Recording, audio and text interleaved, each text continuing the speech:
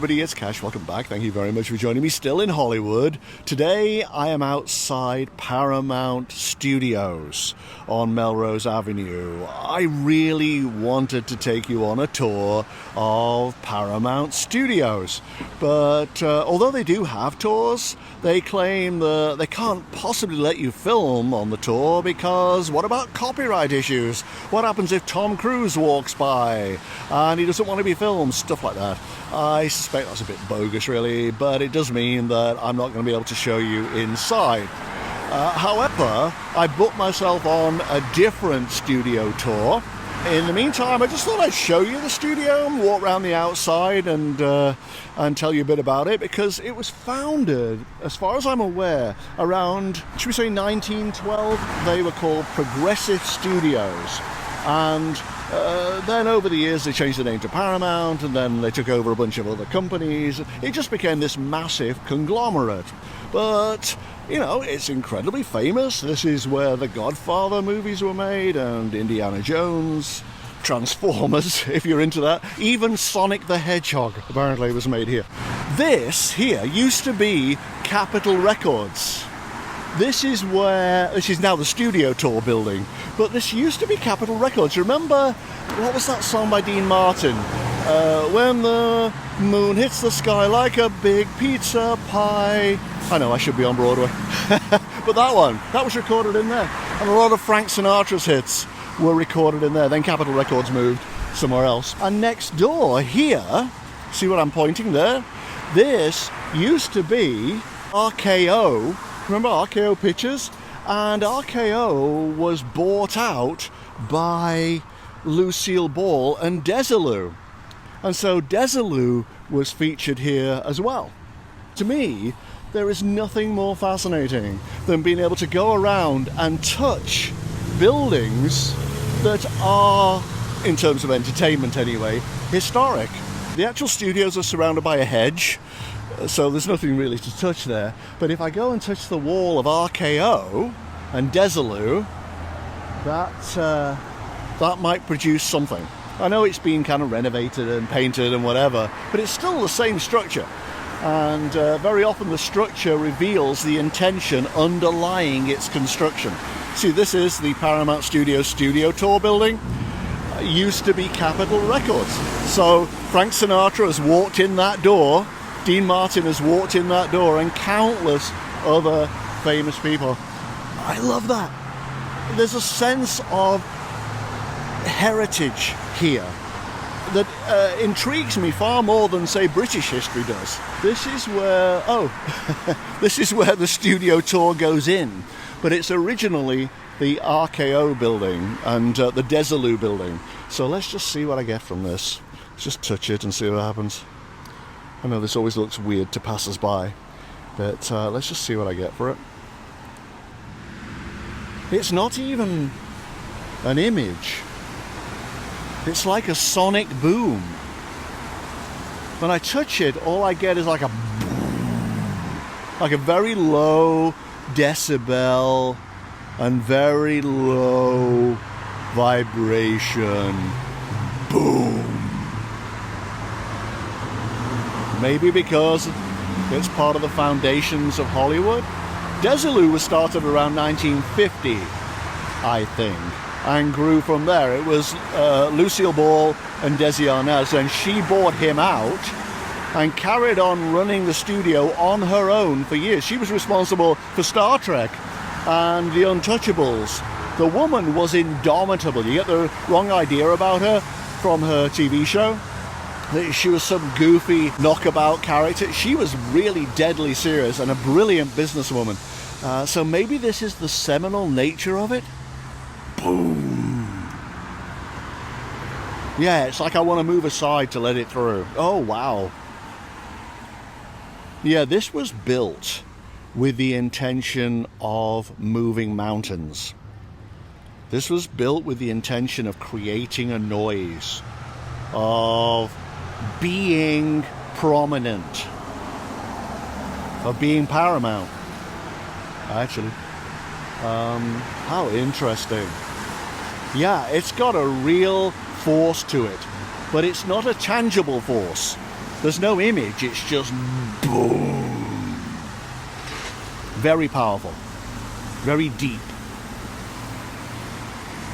Yeah, wow. Well, there you go. It actually is. It's that kind of building. Eventually, Desilu became, what was it? Paramount Television, I think. Many shows were made under the Desilu production heading, even though they weren't really strictly produced by Desilu, like Lassie and My Favourite Martian, things like that. But Desilu became Paramount Television, and Paramount Television made Cheers and Frasier inside the studio complex here. I think Cheers was on stage 25, and they were all made in here. So it's a marvelous place. It's got a great energy to it simply by being Hollywood history. But the building itself, the structure of it, the intention underlying that structure, has that sense of real gravitas about it. Like, boom, we're here. We're making noise. We're starting something. We are going to be important. Let's just try it around here as well, just in case, for the sake of verification. Same building, we just came around the corner onto Gower Street. Yeah, it's like a blast. Like being caught in the shock waves of a blast. We're going to affect the world. We're going to impact society. We're going to blow you off your feet with what we're doing.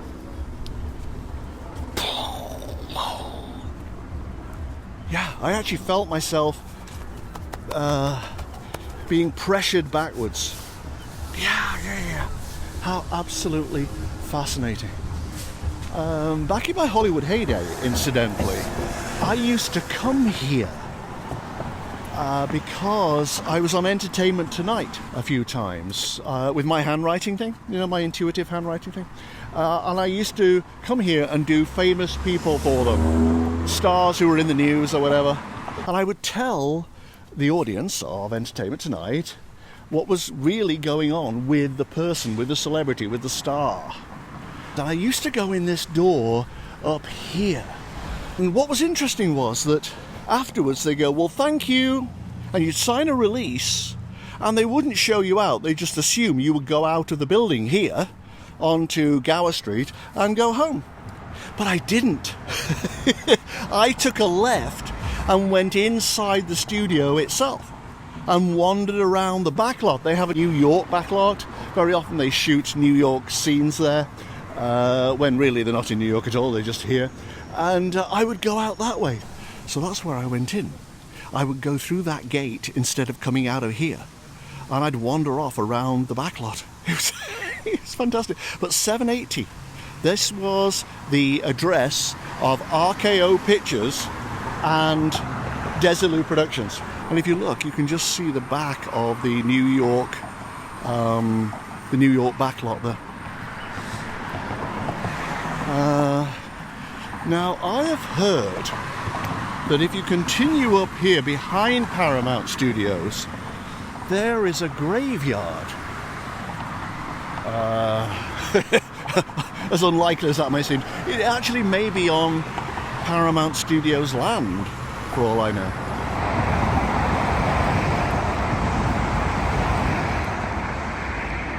This is directly behind Paramount Studios, an entire cemetery and crematorium. How strange is that? It's called Hollywood Forever, and Judy Garland is here, and Cecil B. DeMille is here, Mel Blanc is here. There are a lot of really famous people, as befits the location. It's just odd that this is prime real estate in the middle of Hollywood and they're using it for a cemetery. You'd think that somebody, being as ruthless as Hollywood people are, somebody would have come along and said, hey, look, can we just develop this land and we'll shove all the graves to one end and just build a tower block or something? That's what you would think would happen here. But no, I mean, look at the size of this thing. It's bigger than most provincial cemeteries. They have peacocks here. Are peacocks vicious?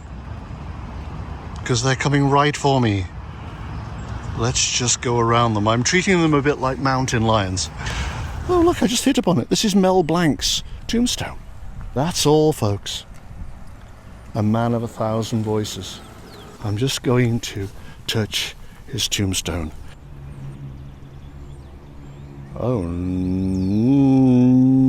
I think we'll step away from that. Well,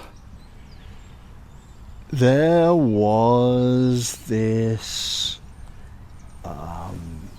energy rising above this, like you're being watched. Ooh. Oh wow, there's a definite presence here.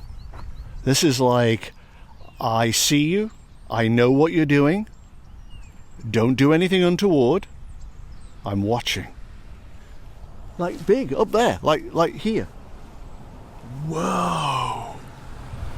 Whoa, that is something I have never seen before. Yike, Mel Blanc. It does seem to be a predominantly Jewish cemetery, because many Jewish people contributed to the building of Hollywood and the studio system, and maybe Hollywood is repaying the generosity. That would be my guess. And this here is Estelle Getty's grave. You know, of the Golden Girls? She died 2008 of dementia. She was such an accomplished actress. She won Emmys, Golden Globes, and was beloved for the Golden Girls. July 22nd, 2008. And people have come by. I think she was born Gettelman. I think that was her name originally. But she was known as Estelle Getty, and people have come by the grave. And they do this in Israel.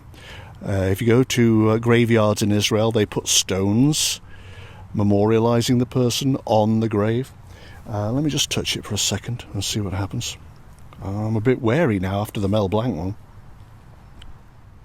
I just see soldiers marching. But they're like toy soldiers, like wooden soldiers, like nutcrackers, marching through the grave, through the tombstone, and out the other side.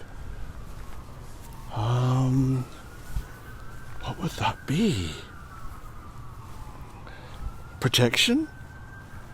Mel Blanc's was guarded by this burgeoning entity, and she is guarded by soldiers. Like, you can't see her in this location because of all the soldiers, the toy soldiers, the nutcrackers walking by. I seriously don't know what to make of that. Is everybody like that?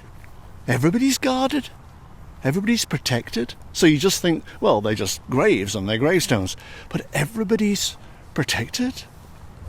We're going to try one more and see what happens.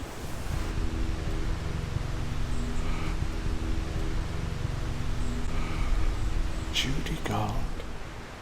I'm wondering now whether those who give it everything they have and they live up to the fullness of their talents, their gifts, their generosity, whatever they have to give, they give it all. Whether they are special in passing as well, because this is a very, very tall room, obviously, but there was like light going all the way up beyond the ceiling. Light. As though there was something incredibly uplifting about her. Her legacy, perhaps? The joy she still brings to people in her movies? I don't know. But there was a bright light shining vertically upwards. Now, I wouldn't want to say that that's just stars, because I haven't really touched a lot of graves in my life. Maybe we should do an ordinary one, or what to me is an ordinary one, and see if there's any difference at all, because that's intriguing. Okay, so let's touch this. I'm not going to show you who it belongs to. Let's just see for a second. No, this is not the same. This is not protected in the same way. It is... I just see water pouring down over it, like a waterfall, either side. A cleansing, a purging, a way of bringing peace and some kind of resolution or closure to the person, maybe? To their soul, to their spirit? Maybe it's protective, but it doesn't feel that way. It just feels like, hey, you went through a lot of stuff. You lived. Now it's time to wash all that away. Wash all those concerns away. And move on.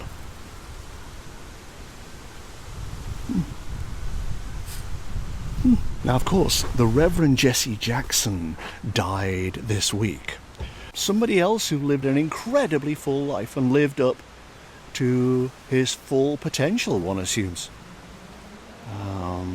Like Judy Garland, like Mel Blanc, like Estelle Getty. And if you do that, something happens. I don't even know what that is, but there's some kind of protection, some kind of encirclement that protects and guards and guides you. And if somebody has spent their life maybe sorting out their ego problems or sorting out other issues, then maybe their energy went into that and not into success or achievement or accomplishment or anything like that, and they simply spent their life sorting out their ego issues. And they don't get that kind of protection, but they get a reward in the sense of a purging, a cleansing, and they are released from the burdens and the lessons. Very sobering. Very, very sobering. But that's it. Thank you very much for watching. I greatly appreciate it, and I'll see you very soon. Thanks a lot, guys. Bye-bye.